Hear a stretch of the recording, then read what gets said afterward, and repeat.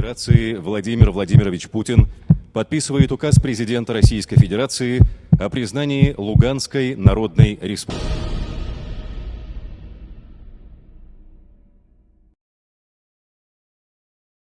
Francisco, nos estabas diciendo que, yo te estaba diciendo que hay puntos verdaderamente, si ya en las semanas anteriores denunciaban ustedes mismos que las cosas se están poniendo muy feas, estamos viviendo en este momento cosas tremendas. Este discurso del que tuviste acceso, en donde Vladimir Putin se dirige a su Consejo de Seguridad, bueno, creo que pone muy claras cómo van a estar los próximos días. Adelante con las consecuencias y riesgos de lo que estamos viendo, Javier. Yo creo que el presidente Putin hasta ahora ha intentado, con los acuerdos de Minsk I, Minsk II, mantener la integridad territorial de Ucrania, es decir, el propio garante de la integridad territorial de Ucrania, aunque parezca paradójico lo que digo, pues ha sido el presidente Putin. Cuando desde el occidente de la anglosfera, de la anglosajonia, se está intentando avivar el conflicto y la muerte después de ya más de los 14.000 muertos que llevan desde el célebre Maidán, porque vamos, yo estoy recordando ahora para que las personas tengan memoria, pinchen Google, que para eso está Google, por lo menos para ver los hechos, pinchen Google el 11 del 12 de 2013, antes de Maidán. Recordemos que el presidente Víctor Yanukovych era del 2010 al 2014. Bueno, pues el 11 del 12 del 2013 ya estaba la señora Victoria Nuland. ¿Y qué estaba haciendo en Kiev? Victoria Nuland en Kiev estaba ofreciendo galletas en la Plaza de la Independencia. Es decir, como la bruja del cuento de Blancanieves, que en vez de dar manzanas envenenadas, estaba dando galletas. Pero es que no solo daba galletas, señores. Es que Victoria Nuland está también, aparte de los intereses que ha dicho mi contertulio, en esta organización que es llamada NET. Está en la junta directiva, con William Barr, que es el autor intelectual del Maidán 2014. Está en la junta también directiva de esta organización Elliot Abrams.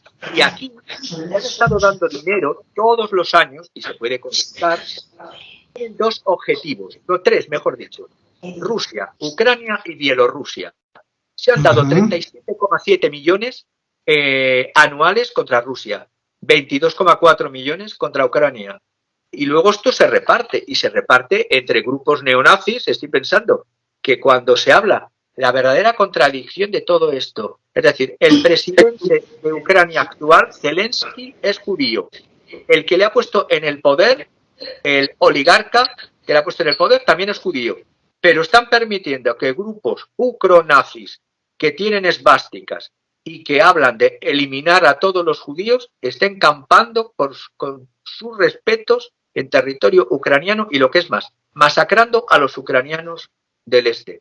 ¿Pensará Zelensky que cuando llegasen estos ucranianos al poder iban a dejarle a él vivo también? Porque claro, la guerra civil en Ucrania, que es lo que se ha intentado omitir o negar, antes de cualquier presencia rusa, repito, ya estaba Victoria Nuland el 11 del 12 repartiendo galletitas y repartiendo este dinero que estoy comentando antes. Oye, ¿es en serio? ¿Las galletas son metáfora o es en serio? ¿Eran galletas? No, en serio se puede. Que se pongan en Plaza de Maidán o Plaza de la Independencia, Kiev, 11 del 12 del 2013, y verán a Victoria Nuland repartiendo galletitas, como repito, como la bruja de Blancanieves reparte la manzana envenenada para que la muerdas. Pero es que no solo eran galletas, eran ya organismos internacionales que estaban minando y creando una falsa oposición y partidos, que lo que he comentado antes. Y además, cuando vemos a cómo se admite en Bruselas, o invitada en el 2019 a una francotiradora ucronazi también, y la aplaude el Daily Mail, la aplaude The Sun, que pertenece al grupo paramilitar neonazi Right Sector, sector derecha, Olena Milosetska, esta señora que se enorgullece de haber matado a determinados subhumanos de la parte este, y los llaman así, infrahumanos, subhumanos, lo que utilizaban los nazis con la palabra Untermensch, en los por debajo del hombre. Pero es que además pienso, cuando se ha visto además a esa ancianita hace unos días que lo ha publicado, ¿qué medios lo ha publicado? Una ancianita que es en el término ruso-ucraniano una babushka disparando. Esta babushka que la estaban entrenando los mismos señores que tienen como emblema o que se dicen de los lobo,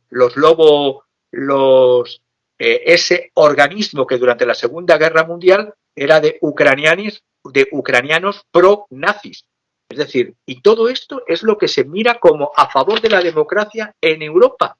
Es decir, yo entiendo que Europa y la OTAN puede tener miembros, si no me canso de decirlo, tan democráticos como puede ser Turquía, que es un ejemplo de democracia. Puede tener organismos tan democráticos y países tan democráticos como los que quieren entrar, como pueda ser Marruecos, que también querría estar dentro de la OTAN. Pero vamos, aplaudir ya a esvásticas, a símbolos nazis de la Segunda Guerra Mundial, como estos lobos armados, o admitir en Bruselas y dar la alfombra roja. Bueno, también es verdad que los norteamericanos, digo los de la oligarquía, de esto luego harán películas en Hollywood y la alfombra roja de Hollywood estará teñida de sangre de ucranianos. Es decir, por eso se llama. ¡Qué terror! ¡Qué terror! Déjame ir con Eduardo. La segunda pregunta, regreso contigo, Francisco, para la conclusión y con todas las cosas que no hemos dicho. Eduardo, si gustas activar tu micrófono, vamos. Te voy a preguntar, ¿por qué no dejan en paz a Ucrania? O sea, ¿por qué no respetar esta libre determinación de los pueblos? ¿Por qué no dejar que cada pueblo, si tiene riñas y batallas dentro, bueno, que se resuelvan los problemas, y si no se pueden resolver, bueno, pues que siga el transcurso de la historia, el curso de la historia, pero ¿por qué se tienen que meter? El problema no es como se pretende un problema de población. En la población, exceptuando, como decía mi contertulio, mi amigo Francisco, los nazis y los fascistas, que populan y están populando cada vez más en Europa, que es otra reflexión que haremos seguramente otro día. Lo que realmente estamos viendo es de que hay intereses geopolíticos, intereses de grupos sociales, intereses de grupos económicos detrás, que son los que atizan la guerra, porque la guerra representa un enorme negocio. Un enorme negocio que va a implicar un aumento del presupuesto militar de la OTAN y obligación, por otra parte, de que los países europeos participen en torno al 3% del PIB, que es lo que se va a exigir a partir de ahora. Entre el 2,5 y el 3% del PIB. Se va a exigir que se invierta, además de lo que ya se está invirtiendo, en nuevas adquisiciones militares. Es, por tanto, un negocio donde los que evidentemente ponen el sacrificio son los pueblos y los que se llevan la riqueza y el poder son los oligarcas. En el caso de Ucrania es una cosa, además, muy curiosa, ¿no?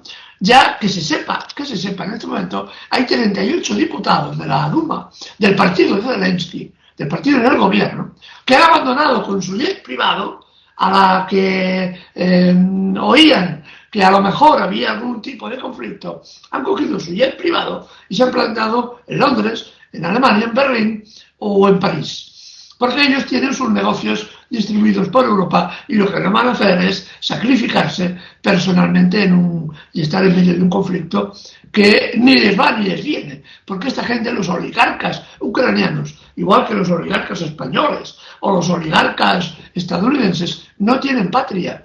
La única patria que tienen es el dinero y su riqueza, y la preservan a toda costa. Entonces, estamos viendo como diputados de la Duma ucranianos ya están fuera del país. Incluso el propio Zelensky, cuando se iniciaban, digamos, los intercambios más intensos de artillería en la frontera, el señor Zelensky estaba en Berlín y se había llevado a su familia. Primero los quitamos, a los míos me los quito de en medio, por si pasa algo, que sean otros los que paguen las consecuencias. Los 14.000 muertos que hubo en la guerra civil entre el 2014 y el 2015, para desgracia nuestra, si la cosa va escalando como parece que vamos a ese escenario, se van a quedar desgraciadamente pequeños. Ya se apunta que uno de los objetivos de las tropas ucranianas no va a ser las dos repúblicas independientes, sino Crimea.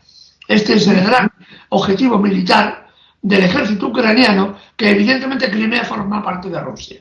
Ahí sí que es una línea roja que no se va a permitir de ninguna forma que se ataque a Crimea, porque está la base naval de Sebastopol. Históricamente, Crimea ha formado parte de Rusia desde la época de Catalina la Grande, ¿no? Entonces, estamos frente a esta realidad. A esta gente no les importa la vida humana. Lo hemos visto en Afganistán, lo hemos visto en Libia, lo hemos visto en Siria, cómo engañaban a la población occidental. Nos decían quién eran los buenos y quién eran los malos, y que ellos iban a resolver el problema en un plis-plas, y después nos hemos dado cuenta que era mentira. Aún me acuerdo del señor Power, antes de la guerra de Irak, enseñando aquel potecito de Anthrax, diciendo que aquello era lo que tenía Saddam Hussein y que con aquello iban a gasear a no sé cuánta gente, ¿no? Y después resultó que evidentemente todo era falso, todo era pura invención. Estamos frente a esta realidad nuevamente, ¿no?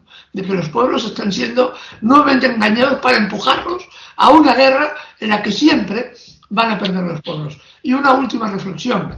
Me acuerdo, por ejemplo, en la Primera Guerra Mundial, cómo los grandes imperios del acero, la Krupp o los Schneider francés, la Krupp alemana, los Schneider francés, apuntaban, empujaban a los países a la guerra para que murieran millones de personas mientras ellos obtenían pingües beneficios extraordinarios. Y después de la guerra quedaron tan amigos, mientras Europa había sido devastada y millones de personas, millones de hombres, sobre todo hombres, habían muerto en las trincheras de forma absolutamente incalificable. Esto es lo que hay detrás de la guerra de Ucrania. El interés, la riqueza de unos cuantos a costa de la muerte de decenas de miles de personas. Y no me cansaré de denunciar a todos los gobiernos, incluido el tuyo, querido Eduardo, que le vende armas a Arabia Saudí. ¡Qué vergüenza! Oye, qué bonito lo que nos estás diciendo, Eduardo, esas reflexiones. Regreso contigo para tu conclusión y voy con Javier. A ver, Javier, ¿están locos los de Ucrania, los del ejército? Porque se enfrentarían entonces, si se van a pasar a Crimea, se enfrentarían a uno de los ejércitos más poderosos del mundo. O sea, es como una muerte asegurada. ¿O por qué creen en que pueden llevarse Crimea? El ejército ucraniano, hay que saber, primero hablamos del ejército, luego hablamos de todo lo que hay fuera del ejército. El ejército ucraniano está formado por personas no voluntarias, es decir, la inmensa mayoría son soldados de reemplazo que ya se sabe que los mayores muertes se están dando desde el 2014 dentro de los soldados, porque son personas jóvenes que están muy consumidas por el alcohol y por las drogas, y donde se han producido, el ejército de Europa donde más se han producido muertes en su interior cuando están haciendo prácticas. Luego, si a eso le unimos reservistas, que los reservistas, muchos de ellos están mutilados y están traumatizados, hay que añadirle luego los paramilitares de las agencias extranjeras, de esas llamadas agencias de seguridad, que forman ejércitos también como lo formaron en Georgia y que terminaron luego como pasó en Georgia cuando intentaron atacar intereses rusos y prorrusos en Abjasia, pues terminaron esas preparaciones de esos grupos de seguridad privados. Lo único que hacen es vender armas en mal estado o armas con caducidad en un ejército, repito, con las condiciones del ejército ucraniano, y además con unos grupos de paramilitares que ya he dicho antes, los ucronazis de esa calaña. Solo dos ejemplos. Hace unos días, el de un francotirador ucraniano que mata a tiros a otro abuelo ucraniano, en este caso en territorio del este, que estaba simplemente alimentando a sus pollos. O una bomba de precisión desde un dron ucraniano que mata a un niño pequeño, le trocea los brazos y las piernas. Eso no sale en los telediarios de Occidente. Y luego hay juntaletras, que yo no llamo periodistas, juntaletras en Occidente, que hace unos días, no voy a decir ni su nombre, a la reciente evacuación de niños en las repúblicas de Donetsk y de Lugansk, en su tuit lo calificaba como la salida de los minions de Kiev. Hay que ser, no voy a perder las formas, hijo del mal para a esa salida de niños, sean de donde sean, calificarles como la salida de los minions. Es decir, estamos hablando de 500.000 de ciudadanos del este de Ucrania que ya solicitaron y recibieron la ciudadanía rusa. He dicho antes el dato de los 46 millones que tenía Ucrania a los 41 millones que tiene ahora de habitantes. Las muertes que estamos hablando. Es decir también, para que no se me vaya, lo quiero señalar, las víctimas mayoritariamente son civiles, heridos y muertos. Los oligarcas, como ha dicho mi compañero, o viven ya de por sí fuera o se marchan. La fuga que ha habido desde el 2014 de cerebros más capaces que han abandonado el país y que viven en el extranjero. El desastroso sistema de cómo están las estructuras ferroviarias, centrales eléctricas, tuberías, puertos, casi inexistencia ya de fábricas en Ucrania, en la Ucrania libre.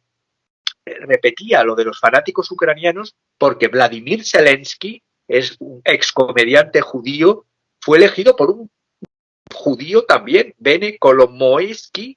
Este Kolomoisky, cuando hablan de incitar la rusofobia, cuando permiten estos fanáticos antisemitas, es decir, están alimentando a quienes les van a cortar el cuello. No, señores, ellos no, porque ellos cogerán su jet privado y se marcharán. Este culto totalitario, pseudoétnico, esta creación, yo recomendaría, eso sí me gusta siempre recomendar un libro. Soy tan anticuado, tan de modé, llamarme como queráis, que recomiendo libros para que la gente lea y se forma su propia opinión.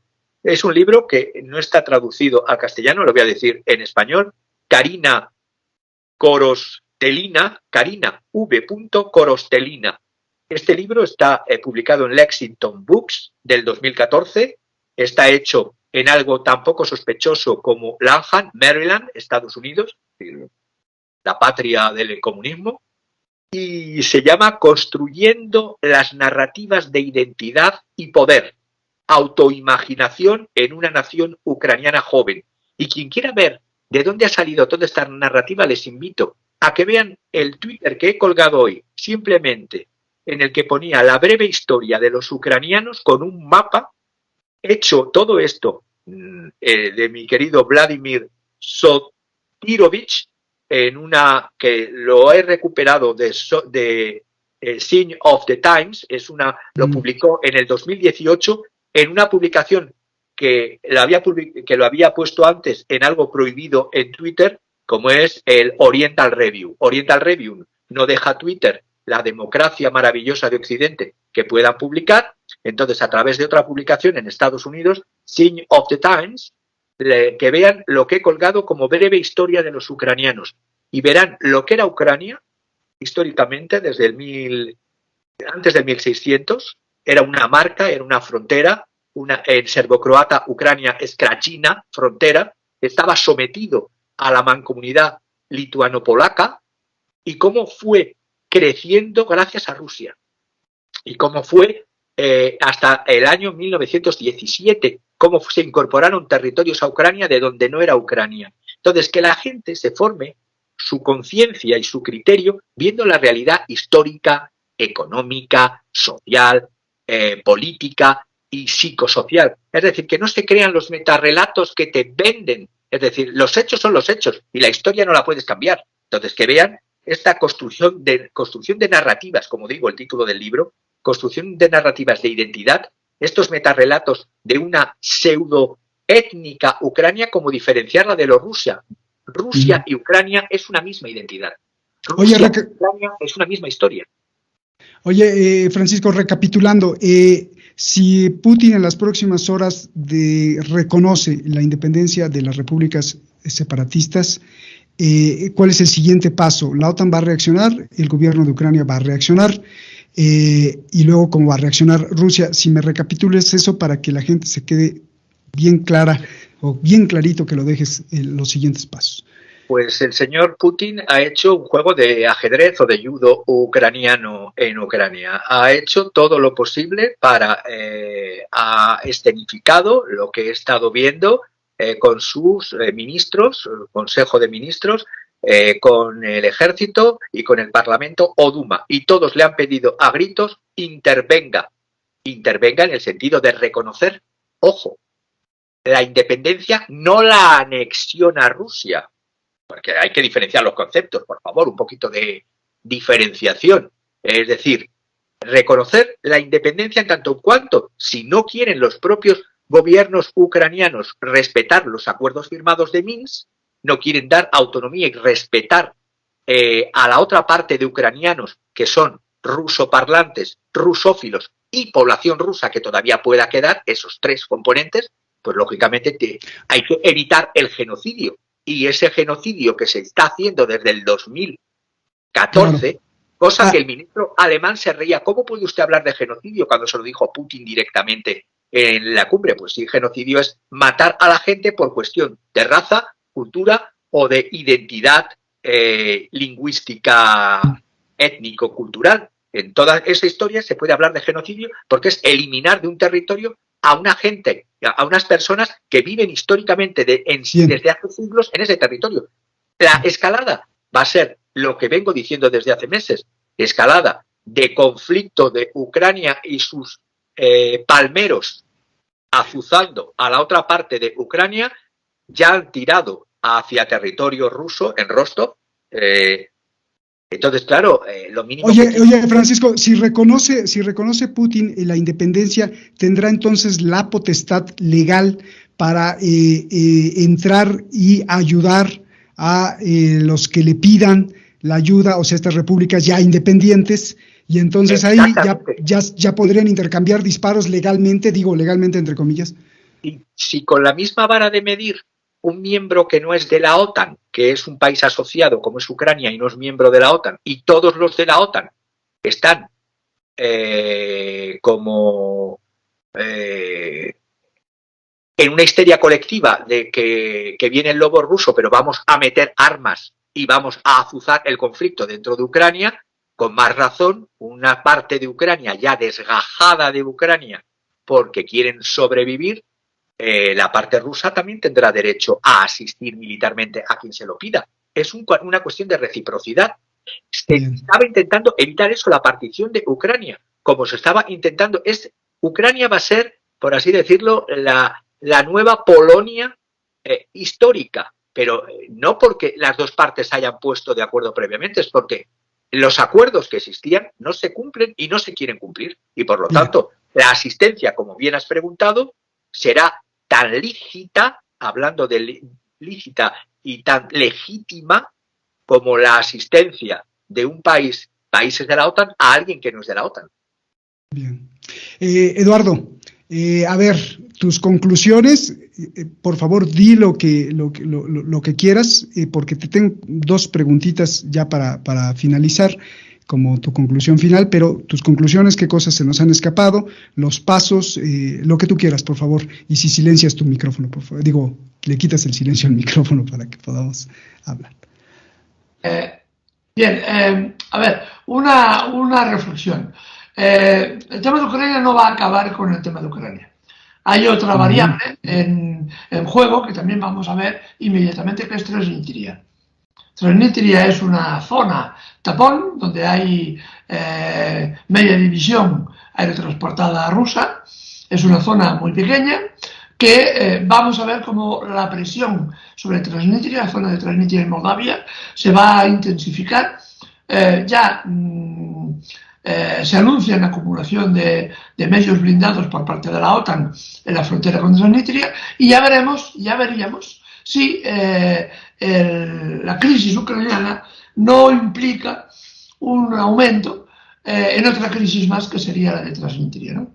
Es decir, si el ejército ruso interviene, debería intervenir para asegurar toda una zona y evitar que la OTAN acabara por incrementar la tensión en otra zona, que sería la zona de Transnistria. Y eso implicaría un movimiento territorial muy importante de las Fuerzas Armadas rusas. No sabemos, en principio lo más lógico es de que si Putin reconoce a las repúblicas independientes, y digo Putin porque efectivamente tanto la Duma como el Consejo de Seguridad ruso lo ha pedido por mayoría absoluta, han pedido que Putin reconozca a estas dos repúblicas, el paso inmediato es reforzar a estas dos repúblicas ayudándoles con medios militares que equilibren la balanza militar en este momento. Eso es evidente. El problema es si se produce o aumenta el nivel de escalada y qué van a hacer con la zona de Transnistria en Moldavia.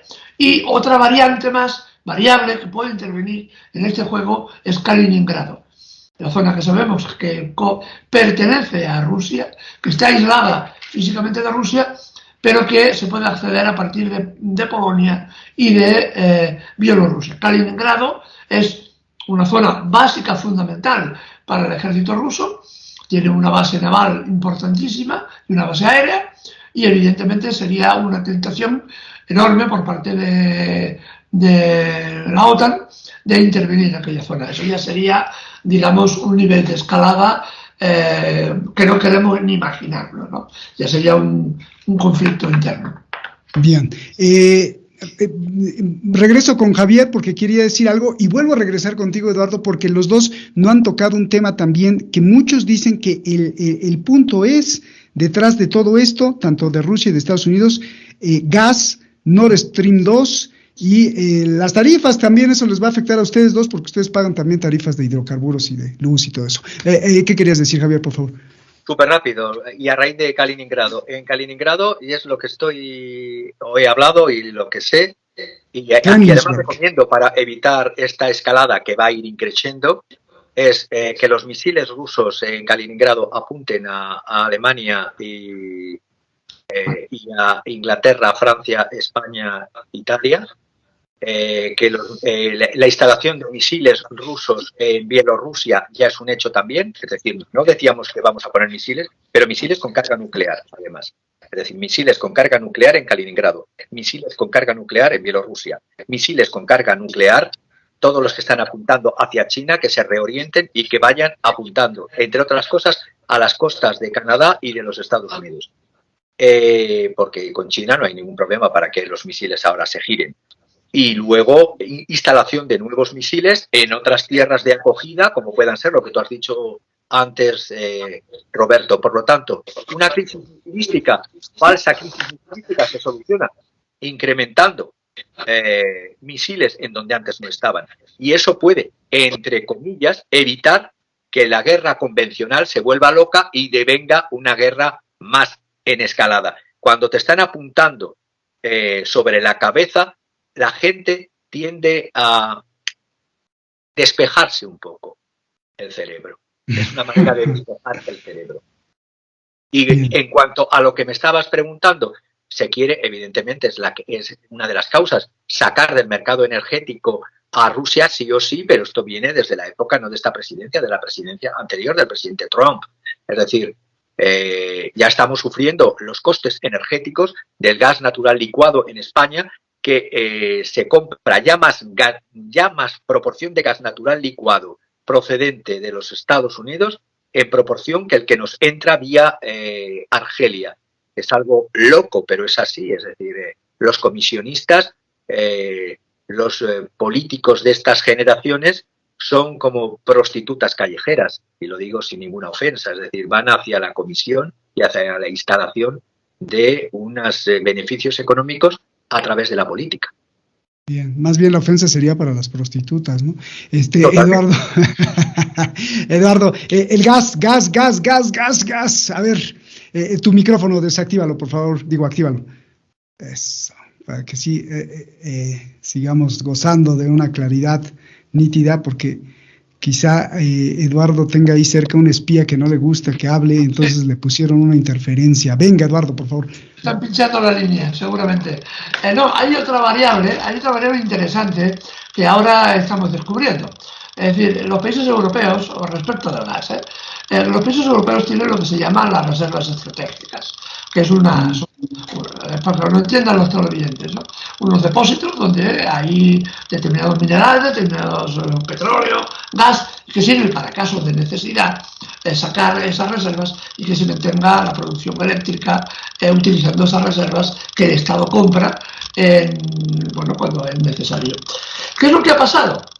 Ahora nos estamos dando cuenta, por ejemplo, Alemania ha salido a la luz por la prensa alemana que sus reservas estratégicas no durarán más allá de 30 días.